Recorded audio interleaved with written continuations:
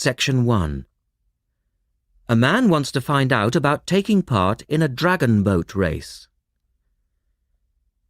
Listen to the conversation between the man and the woman and answer the questions.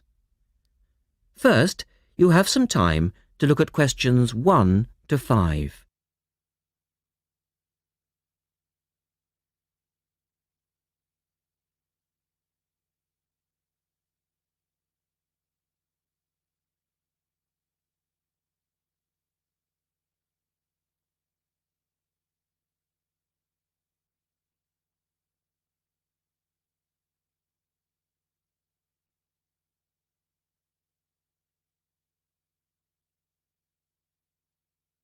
You will see that there is an example which has been done for you. On this occasion only, the conversation relating to this will be played twice.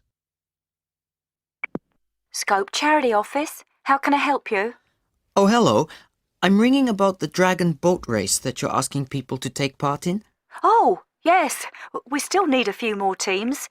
Are you interested in joining the race? The man asks for information about the dragon boat race, so the answer is dragon boat race. Now we shall begin. You should answer the questions as you listen, because you will not hear the recording a second time. Listen carefully and answer questions 1 to 5. Scope Charity Office, how can I help you? Oh, hello. I'm ringing about the dragon boat race that you're asking people to take part in. Oh, yes. We still need a few more teams. Are you interested in joining the race? Yes, we want to enter a team, but we don't know anything about it. Could I ask you for some more information first? Of course. I don't even know when it's being held. It's taking place on the 2nd of July. Is that a Saturday? No, it's a Sunday. It's a much more popular day and more people can take part then. Right. And where's it being held? At the Brighton Marina. Oh, I'm an overseas student. Could you spell that for me? Yes, it's Brighton Marina.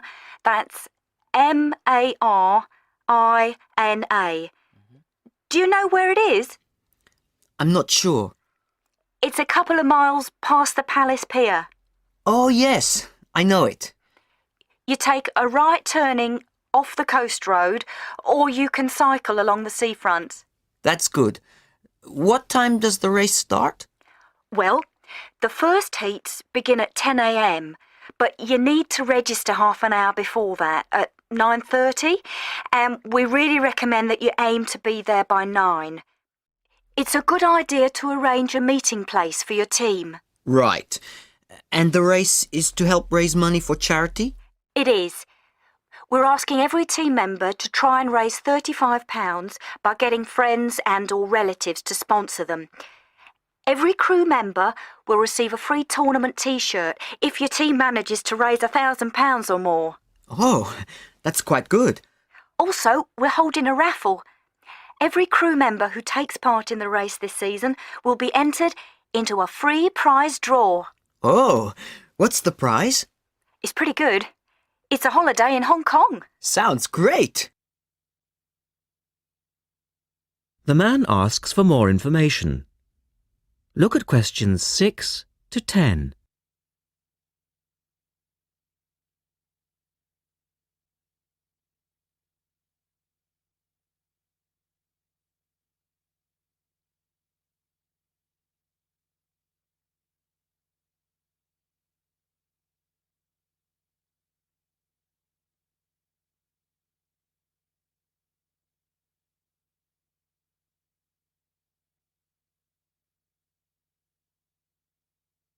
Now listen to their conversation and answer questions 6 to 10.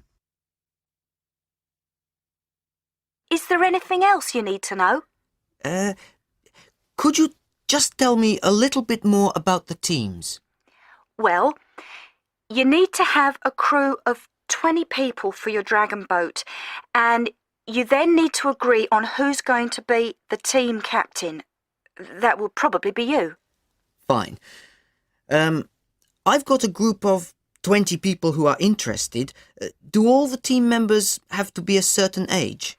Well, there's no age limit as such, but if you have a team member who's under 18, then they have to get their parents' permission to take part. Yes, that makes sense. It isn't dangerous, but we do have boats that turn over in the water, and for that reason we need to insist that everyone wears a life jacket as well. And you can hire life jackets from us when your team arrives. What do you advise people to wear? Well, most people wear a t-shirt, shorts and trainers. I certainly wouldn't recommend that you wear jeans or boots. In fact, it's a very good idea to bring some spare clothes. Okay. It can get quite cold and wet if the weather's bad, and there's quite a bit of hanging around, especially if you qualify for the semi-finals or the final. I see what you mean. Have you got a name for your team? Oh, not yet, no. Well, you need to decide on one and then put it on the entrance form, which I'll send you. Oh, okay. So, if you'd like to give me your address, I'll be happy to send details first class. That is the end of section 1. You now have half a minute to check your answers.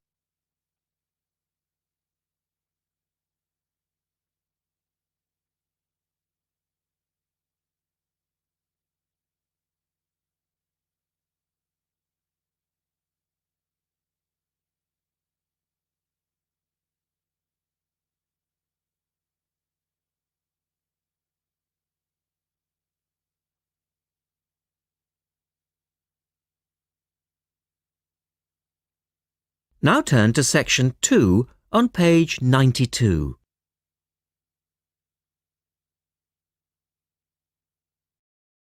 Or section 2. You will hear a talk by a wildlife specialist on a type of bird called a kiwi. First, look at questions 11 to 15.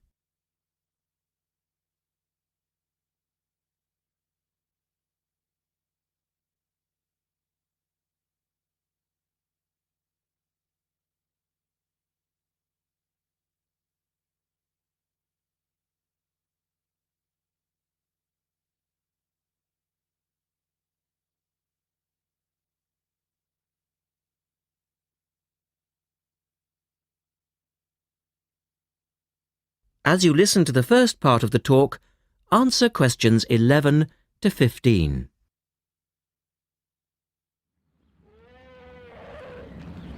Ladies and gentlemen, welcome to Auckland Zoo on this sunny Sunday afternoon and to our special Kiwi fundraising event. My job is to tell you all about the amazing little Kiwi, and your job, hopefully, is to dig deep in your pockets.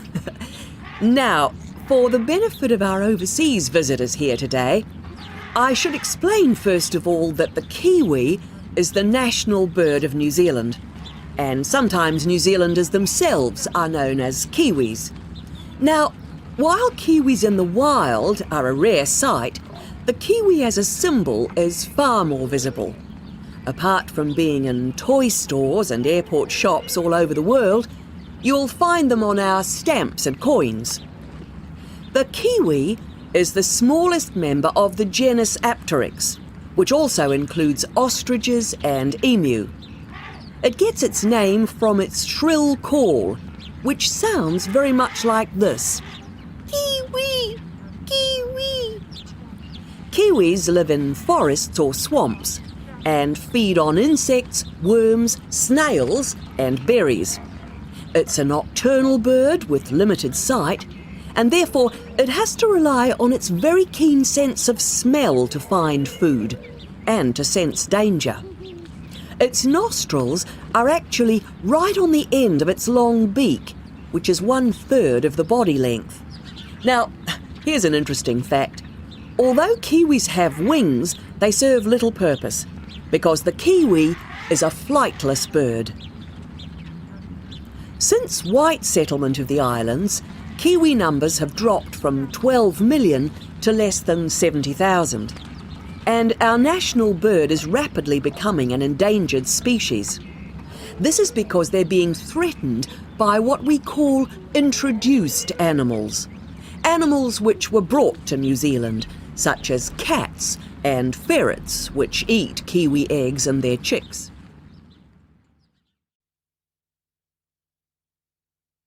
Now look at questions 16 to 20.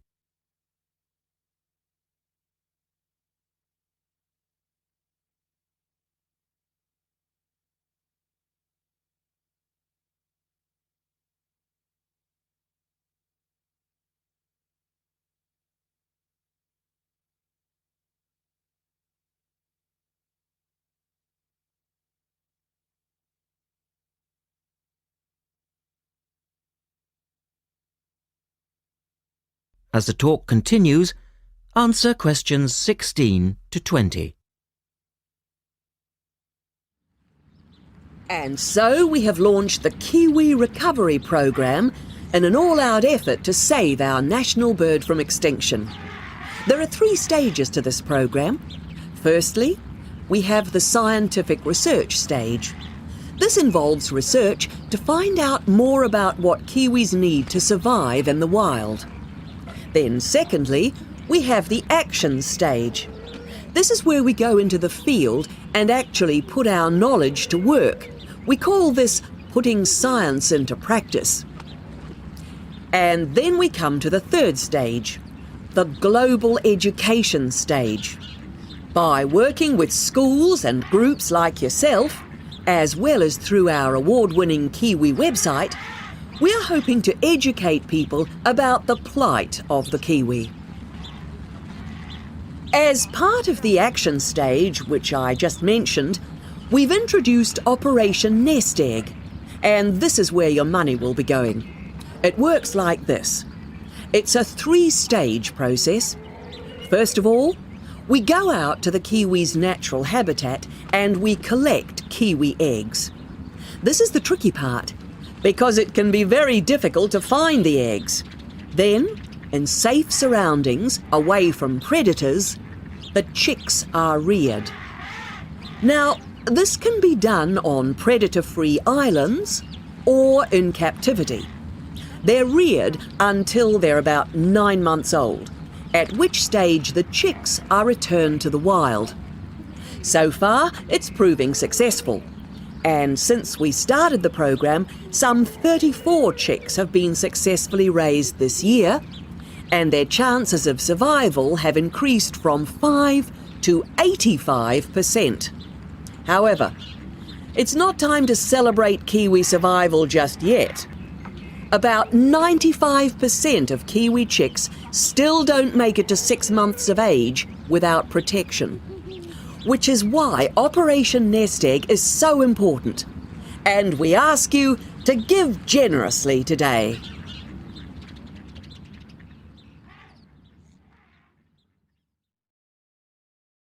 That is the end of section 2. You now have half a minute to check your answers.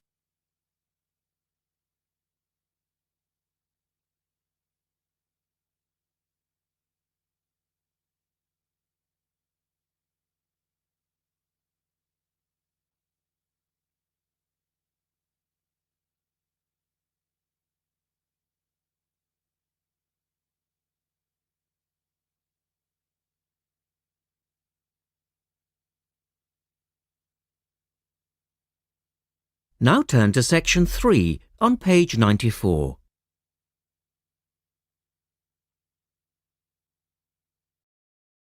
Section 3.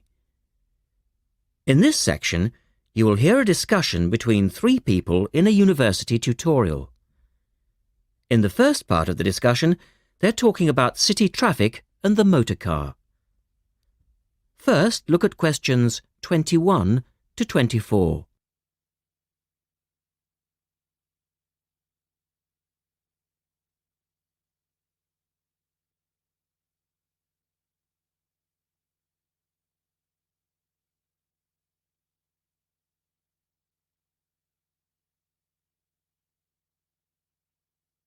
Now listen to the first part of the discussion and answer questions 21 to 24.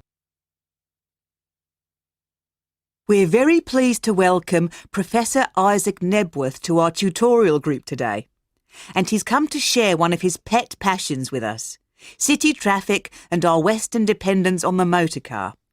I believe questions are quite welcome throughout. Thank you. Well, I know you're all very familiar with the superhighway here in Melbourne, but do superhighways automatically lead to super wealth, as our politicians would have us believe? I think not. Can you give us an example of what you mean exactly? Sure. Well, by continuing to encourage this dependence on the motor car, we simply create more congestion and more urban sprawl. And you can see that here in Melbourne, right under your nose. Excuse me, I would just like to say that I feel the sprawl is part of the city. The freeways mean people can enjoy the benefits of living away from the centre on larger blocks with gardens, but still be able to drive back into the city centre for work or entertainment. Well, I'm not convinced that people want to do that. And is our money being well spent? It may be okay for you now, but come back to me in 5 years' time. Let's take CityLink, for example, the new freeway here in Melbourne. Well, I use the freeway all the time. I think it's great. Ah, yes, but it cost $2 billion to build, and you could have gotten 10 times the value by putting the money into public transport. If you give the automobile road space, it will fill that space, and you'll soon find you'll be crawling along your CityLink. But surely you cannot simply blame the car. Some of the blame must rest with governments and city planners. Well, there is an argument, surely, that building good roads is actually beneficial because most new cars these days are highly efficient. They use far less petrol than in the past, and emissions of dangerous gases are low.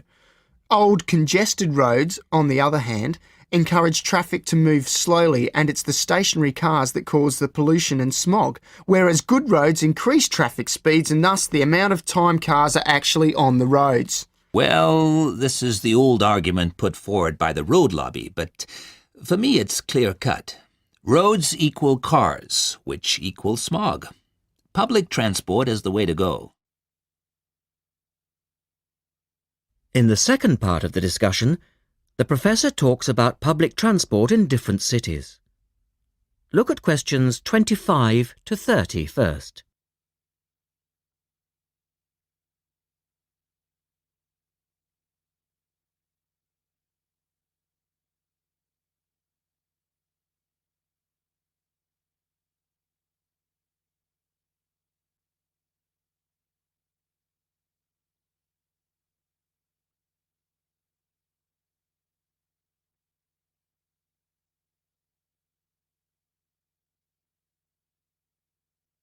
As you listen to the discussion, complete the questions about public transport. Now, on that topic of public transport, I read somewhere recently that Australia isn't doing too badly in the challenge to increase the use of public transport. Better than America, granted, but by comparison with Canada, it's not so good. For instance, if you compare Toronto with the U.S. metropolis of Detroit, only 160 kilometers away, in Detroit, only 1% of passenger travel is by public transport, whereas in Toronto it's 24%, which is considerably better than Sydney, which can only boast 16%. Well, I think it's encouraging that our least car-dependent city is actually our largest city. 16% of trips being taken on public transport in Sydney isn't too bad. But it's a long way behind Europe. Take both London and Paris, for instance, where 30% of all trips taken are on public transport. Well, they do both have an excellent underground system. And Frankfurt comes in higher still at 32%. I understand that they've been very successful in Copenhagen at ridding the city of the car. Can you tell us anything about that experiment? Yes, indeed. Copenhagen is a wonderful example of a city that has learned to live without the motor car. Back in the 1960s, they adopted a number of policies designed to draw people back into the city. For instance, they paid musicians and artists to perform in the streets.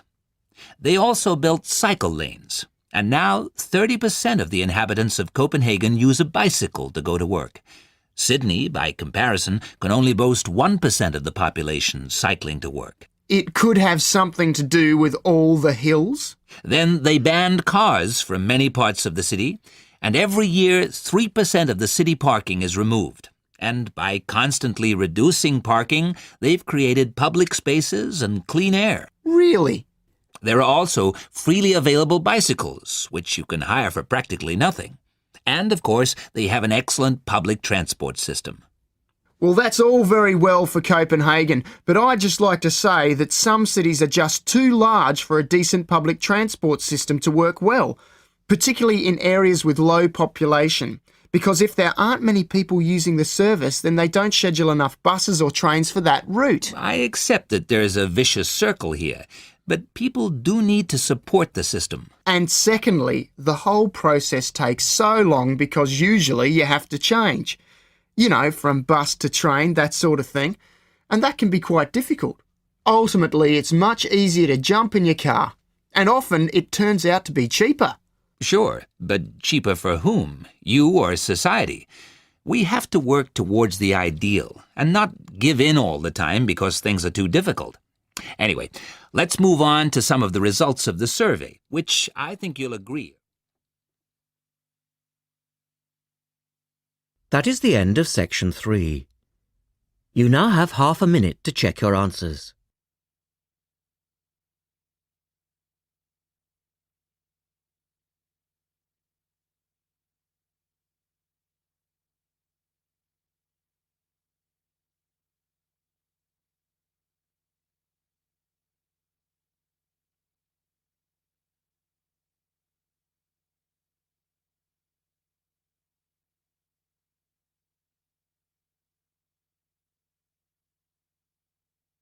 Now turn to section 4 on page 96.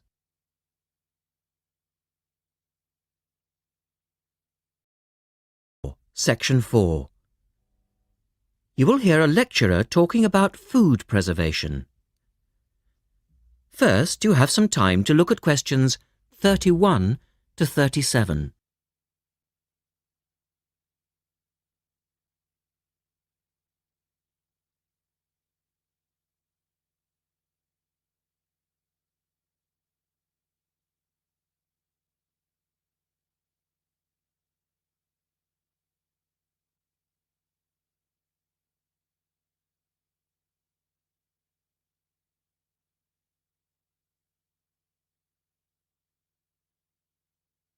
Now listen carefully and answer questions 31 to 37. In today's lecture, I'd like to look at the topic of food preservation and start by asking the obvious question, why do we need to preserve food? Well, apart from keeping it fresh for our daily needs, many foods, such as fruit and vegetables, are only available at certain times of the year, so if we want to be able to eat these foods all year round, we need to preserve them.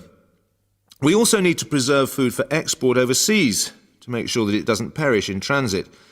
And lastly, we need to be able to preserve food for when there are food shortages. There are a number of methods of preserving food which involve both high and low temperatures, chemicals, irradiation, and drying. Let's have a look at these in turn. In the 1870s, the French scientist Louis Pasteur showed that microorganisms in food could be destroyed by raising the temperature of the food, a process now known as pasteurization. This involves heating milk to just 65 degrees Celsius for 30 minutes. A new method, the ultra-high temperature, or UHT process, involves heating milk to 150 degrees Celsius for 3 seconds. The advantage of treating milk in this way is that it lasts much longer, though I tend to feel, and I'm sure many of you would agree, that taste is somewhat sacrificed in the UHT process. Tin cans were first used in the early 1800s to store and preserve food. Just as they are now, the cans were tin-plated steel containers, and the process had the advantage of being cost-effective. Unfortunately, however, there were many early cases of food poisoning because the canning process was not fully understood at that stage. We now know the exact temperature and length of time each food needs for proper preservation, which has greatly reduced the risk of food poisoning. People living in cold climates often preserve food by burying it in the snow, and the Romans knew all about the advantages of packing food in ice. But for most people, this was not an option until the invention of the refrigerator in 1834. Today, however, refrigeration is the most important means of preserving food because the food stays fresh without needing to be treated.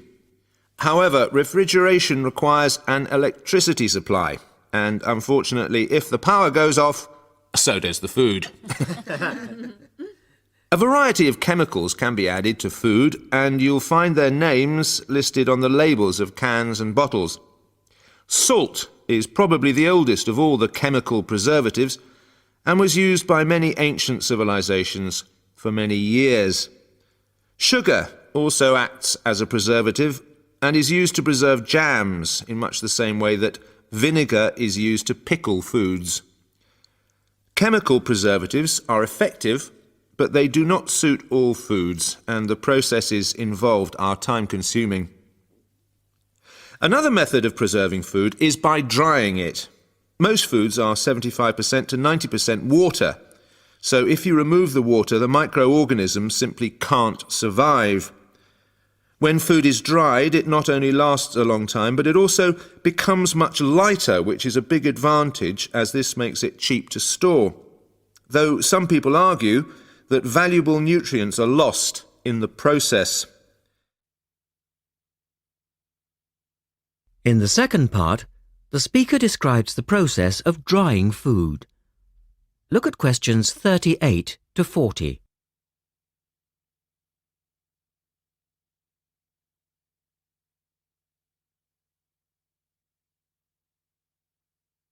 Now listen carefully and label the diagram. Early methods for drying food involved cutting it into strips and hanging it in the sun or over fires. But there are now a number of more modern methods which involve the use of recent technology. One of these is known as roller drying, and it's a highly effective way of making dried foods from liquids, such as soup. Have a look at this diagram to see how it works. Well, first of all, the hot soup is poured in at one end here. The liquid spreads to form a thin layer on a heated belt. The liquid dries as it moves along. By the time it reaches the end of the belt, all the water has evaporated, leaving only dry powder. A blade then scrapes the dried material off the roller and captures it in powder form. All you have to do is add boiling water, and you have your hot soup back again, ready to drink. Another method is called freeze drying, and for those of you who still remember... That is the end of section 4. You now have half a minute to check your answers.